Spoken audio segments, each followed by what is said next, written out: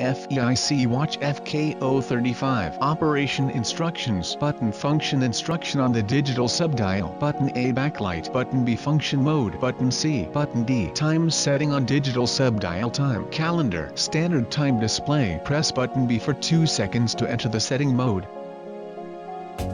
Press button C to increase, press button D to decrease, press button B to adjust in sequence, seconds, minutes, hours, 12 or 24 hours system, month, day, year.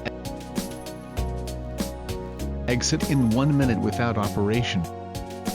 Alarm settings, standard time display, press button B to enter alarm mode, on-off alarm, press button C to select, press button B to confirm, press button B for 2 seconds to adjust the hour.